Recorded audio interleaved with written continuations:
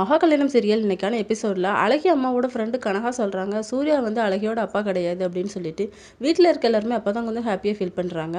உங்கள் குடும்பத்தில் தான் உங்கள் அப்பா இருக்காங்க அப்படிங்கிற மாதிரி சொன்னோன்னே ஷாக் ஆயிடுறாங்க. யாருன்னு சொல்லி கேட்குறாங்க. விஜய் அப்படிங்கிற மாதிரி சொன்னோன்னே விஜயே ஷாக் ஆகி தான் இருக்காரு. என்னாச்சு இது எப்படி அப்படின்னு சொல்லி கேட்கும்போது அவங்க ஃப்ரெண்ட்ஸோடு வந்திருந்தாங்க. அவங்க ஃப்ரெண்ட்ஸ் வந்து ட்ரக்ஸில் வந்து மாத்திரையை போட்டு கொடுத்துட்டாங்க, போதை மாத்திரையை. அது தெரியாமல் என் ஃப்ரெண்டுக்கிட்ட அவர் தப்பாக நடந்துக்கிட்டார். என் ஃப்ரெண்டு ரொம்ப நாள் அவருக்காக காத்திருந்தா. இந்த குழந்தை எவ்வளவோ அபார்ஷன் பண்ணி சொல்லி கேட்டேன், அதையும் அவள் பண்ணலை. எனக்காக இந்த ஒரே ஒரு அடையாளம் தான் இருக்குது அப்படிங்கிற மாதிரி சொல்லி அவருக்காகவே வெயிட் பண்ணிட்டு இருந்தா. அவள் மனநல சரியில்லாமல் எங்கேயோ போயிட்டா.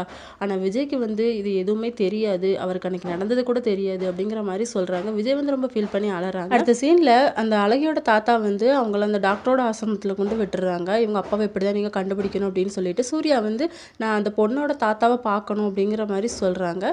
சரி அப்படின்னு சொல்லிட்டு அந்த அட்ரஸை கொடுக்குறாங்க. அங்கே போய் பார்த்தா அந்த தாத்தா வந்து சொல்கிறாரு, நீங்கள் தான் இவங்களோட அப்பான்னு எனக்கு தெரியும் அப்படின்னு சொல்லிட்டு. ஆனால் அவர் இல்லை அப்படிங்கிற மாதிரி சொல்கிறாங்க சூர்யா.